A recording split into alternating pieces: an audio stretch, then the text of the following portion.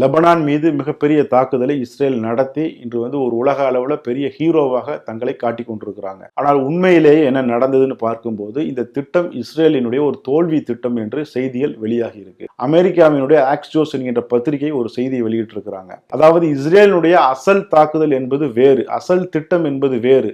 இப்போது அரையும் குறையுமான ஒரு திட்டத்தை இஸ்ரேல் நிறைவேற்றியிருக்கின்றார்கள் என்கின்ற தகவல் தான் அது. சரி, இஸ்ரேலினுடைய அசல் திட்டம் அப்படிங்கிறது என்ன அப்படின்னு பார்க்கும்போது, ஹிஸ்புல்லா அமைப்பு பேஜர் கருவிகளை பெருமளவில் பயன்படுத்துகிறார்கள் அப்படிங்கிற தகவல் இஸ்ரேலுக்கு போகுது.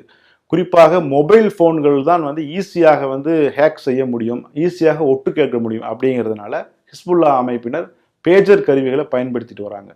இந்த பேஜர் கருவிகளை மிகப்பெரிய அளவில் அவங்க ஆர்டர் கொடுக்கும்போது இதனை இஸ்ரேலுடைய உளவுத்துறையான மொசாத் தெரிந்து கொள்றாங்க. இந்த பேஜர் கருவிகளை வைத்து இவங்களை நாம மடக்கணும்னு ஒரு திட்டம் போடுறாங்க. அதற்காக வேண்டி அவங்க வழக்கமான பேஜர் கருவிகளை போல் அல்லாம ஒரு பிரத்யேகமான பேஜர் கருவிகளை அவங்க தயாரித்து அந்த கருவிகளை ஹிஸ்புல்லாவுக்கு சப்ளை செய்வதற்கான ஏற்பாடுகளை அவங்க செய்கிறாங்க. இந்த பேஜர் கருவி அப்படிங்கிறது நம்ம வழக்கமாக யூஸ் பண்ணுற கருவி போல் இல்லாமல் முழுக்க முழுக்க ஒரு டைம் பாம் வடிவில் அவங்க வடிவமைக்கிறாங்க. அதில் 20 கிராம் அளவுக்கு வெடிமருந்துகள் பொருத்தப்படுது. அதே போல் வழக்கமான பேஜர் பேட்டரிகள் இல்லாமல் லித்தியம் பேட்டரிஸ் அதில் போடுறாங்க. அதே போல் அவங்க மின்னணு முறையில் ஒரு சிக்னல்ஸை அனுப்பும்போது அந்த பேட்டரிஸ் ஆட்டோமேட்டிக்காக வெடிக்கிற மாதிரியும் அதனை தொடர்ந்து அந்த வெடிபொருள்கள் வெடித்து சிதறுவது அப்படிங்கிறது தான் அவங்களுடைய பிளான். சரி, இந்த பிளானை அவங்க எப்போ எக்ஸிக்யூட் பண்ணலான்னு இருந்தாங்க அப்படின்னு பார்க்கும்போது, லெபனான் மீது ஒரு பறந்து விரிந்த தாக்குதலை நடத்துவதற்கு இஸ்ரேல் தயாராகிட்டு வராங்க. இது எதற்காகனா நெதன்யாகு தன்னுடைய பதவியை காப்பாற்றிக் கொள்ள வேண்டும். ஏற்கனவே காசாவில் அவர்களுக்கு எந்த வெற்றியும் கிடைக்கல. 10 மாதங்கள் ஆகியும் இன்றும் 4 பேர் 5 பேர் இஸ்ரேல் தரப்புல பலியாகி அவர்களது உடல்கள் இஸ்ரேலுக்கு சென்று கொண்டு இருக்குது காசாவிலிருந்து. இந்த சூழல்ல அவங்க போரை விரிவுபடுத்துவதன் மூலமாக தனக்கு ஒரு அவகாசம் கிடைக்கும், தன்னுடைய பொலிட்டிக்கல் அந்த பொசிஷனை ஸ்டாண்ட் பண்ணிக்கலாம் அப்படின்னு சொல்லி நெதன்யாகு திட்டமிடுறாரு. அதன் ஒரு பகுதி தான் இந்த லெபனான் மீதான அந்த போர் அப்படிங்கிற திட்டம். இந்த திட்டத்தை நிறைவேற்றும் போது, அதாவது ஹிஸ்புல்லா என்னவெல்லாம் செய்யறாங்க அப்படிங்கிறத அவங்களை கண்காணிக்கணும், அது ஒரு பார்ட்டு. அதற்கு பிறகு திடீர்னு அவர்கள் எதிர்பாராத நிலையில அதிர்ச்சியூட்டக்கூடிய வகையில ஒரு பெரிய தாக்குதலை நடத்தணும். அப்ப இந்த இரண்டுக்குமான ஒரு திட்டமாகத்தான் இந்த பேஜர் திட்டத்தை அவங்க வடிவமைக்கிறாங்க. இந்த பேஜர் கருவிகள் அப்படிங்கிறது வழக்கமாக துறைமுகங்கள் வழியாகவும் விமான நிலையங்கள்ல இருந்து தான் அவர்களுக்கு அனுப்பி வைக்கப்படும். அப்படி விமான நிலையங்கள்ல இருந்தும் துறைமுகங்களிலிருந்தும் அது போகும்போது வெடிகுண்டுகளை கண்டுபிடிக்கக்கூடிய அந்த இயந்திரங்கள் மூலமாக கண்காணிக்கப்படும். இப்படி எல்லா விதமான கண்காணிப்புகளையும் மீறி அவை அங்கிருந்து வெளியில போகணுங்கிறதுக்காகவே ரொம்ப பிரத்யேகமாக மிகப்பெரிய அளவில் பொருட்செலவில் இந்த பேஜர்ஸ் கருவிகளை இஸ்ரேல் உருவாக்கி இருக்கிறாங்க. வழக்கமாக இந்த கருவியில் எந்த நாட்டிடமிருந்து பெறப்பட்டது, எந்த நிறுவனத்திடமிருந்து பெறப்பட்டதுங்கிறது அதிகாரப்பூர்வ தகவல் வெளியாகலை. இப்போது வரைக்கும் அந்த தகவல் என்னன்னா, தைவான் அல்லது ஜப்பானை சேர்ந்த நிறுவனங்களிடமிருந்து இந்த கருவிகள் பெறப்பட்டதாக சொல்லப்படுது. இது எல்லாவற்றையும் முன்கூட்டியே சரியாக யூகித்து எந்த நிறுவனத்திடமிருந்து இவங்க வாங்க போறாங்க அப்படிங்கிறத பார்த்து அது தயாரித்து வரும்போதே எல்லா விதமான தயாரிப்புகளையும் மொசாத் செஞ்சு முடிச்சிருக்கிறாங்க. அதற்கு பிறகுதான் இந்த கருவிகள் எல்லாம் லெபனானுக்கு போகுது, அது ஹிஸ்புல்லா அமைப்பினருடைய கைகளுக்கு போகுது. அதற்கு பிறகு பார்த்தீங்கன்னு சொன்னால் அங்கே ஹிஸ்புல்லா அமைப்பினர் தங்களுக்குள் பரிமாறக்கூடிய அந்த தகவல்கள் எல்லாமே இஸ்ரேலுக்கு சென்று கொண்டிருக்குது. இது மட்டும் இல்லாமல் ஒரு குறிப்பிட்ட தேதியில் அந்த போர் உச்சத்தில் இருக்கும்போது, அதாவது லெபனான் மீது தரை வழியாகவும் வான் வழியாகவும் தாக்குதல் நடத்தி ஒரு அதிர்ச்சியை கொடுக்கக்கூடிய வகையில் ஒரு தாக்குதலை நடத்தி திடீர்னு ஒரு நாளில் இந்த பிளாஸ்ட்டை பண்ணணும் அப்படிங்கிறது தான் இஸ்ரேலினுடைய அசல் திட்டம். ஆனால் என்ன ஆகுது அப்படின்னா, ஹிஸ்புல்லாவினுடைய ஒரு வீரருக்கு இந்த பேஜர் கருவிகள் மேலே ஒரு சந்தேகம் வருது. இந்த கருவிகள் ஹேக் செய்யப்படுது, அது வழக்கத்துக்கு மாறாக இருக்குது அப்படிங்கிற விஷயத்தை அவர் கண்டுபிடிக்கிறார். அவர் உடனடியாக தன்னுடைய உயர் அதிகாரிக்கு சொல்கிறார், இந்த மாதிரி பேஜர் கருவிகள் ஒரு சந்தேகம் இருக்குன்னு சொல்லி சொல்கிறார். அப்போ அந்த உயர் அதிகாரி அவர் தன்னுடைய உயர் அதிகாரிகள்கிட்ட சொல்கிறார். இதற்கிடையில பார்த்தீங்கன்னா அந்த முதல்ல கண்டுபிடிக்கக்கூடிய அந்த வீரரை இஸ்ரேல் கொலை செய்கிறாங்க. அது எப்படி எந்த வகையில் கொலை செய்தார்கள் அப்படிங்கிற முழு தகவல்கள் வெளியாகலை. இப்போ இந்த தகவல் போனதற்கு பிறகு ஹிஸ்புல்லாவில் இருக்கக்கூடிய சில முக்கியமான நபர்கள் உடனடியாக அந்த பேஜர் கருவிகளை பரிசோதனை செய்ய ஆரம்பிக்கிறாங்க.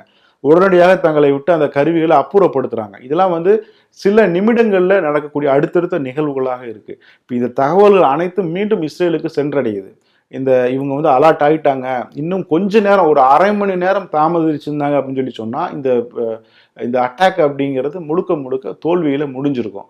ஆனால் அவங்க என்ன செய்கிறாங்கன்னா, உடனடியாக இவங்க கண்டுபிடிச்சிட்டாங்க, இதை முழுமையாக திட்டம் தோல்வியில் அடைகிறதுக்குள்ளே நம்ம தாக்குதலை நடத்திடுவோம் அப்படின்னு சொல்லி அவசர கதியில் இந்த தாக்குதலுக்கு இஸ்ரேல் உத்தரவிட்டிருக்காங்க. அவங்க திட்டப்படி அந்த பேஜர்ஸ் கருவிகள் வெடித்து சிதறி கிட்டத்தட்ட 2750 பேர் காயம் அடைஞ்சிருக்கிறாங்க. அதே போல் 200 பேர் கவலைக்கிடயமான நிலையில் இருக்கிறாங்க. 11 பேர் உயிரிழந்ததாக சொல்லப்படுகின்றது. 2 பேர் சிறுமிகள் உயிரிழந்திருக்கிறாங்க. இந்த தகவலாம் வெளியாகி இருக்கு.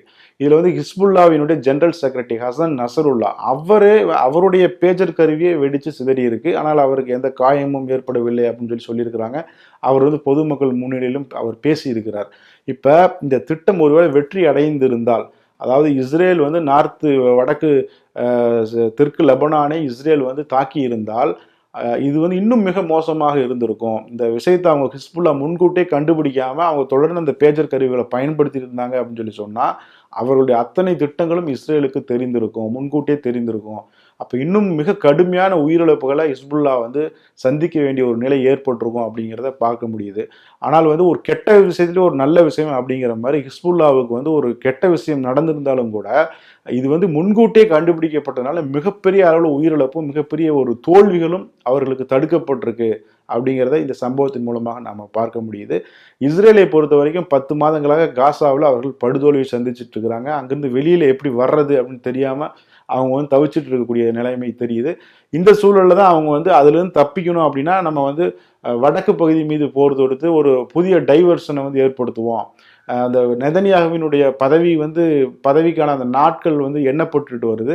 அவர் தொடர்ந்து அதை எக்ஸ்டெண்ட் பண்ணணும், தன்னுடைய பொலிட்டிக்கல் அந்த பொசிஷனை ஸ்டாண்ட் பண்ணணும் அப்படிங்கிறதுக்காக வேண்டி அவர் புதிதான தாக்குதல்களை அவர் நடத்திட்டு வர்றாரு. அது ஒன்று தான் இந்த அதாவது லெபனானை தாக்குவது அப்படிங்கிற அந்த பிளான் அப்படின்னு நமக்கு தெரிய வருது.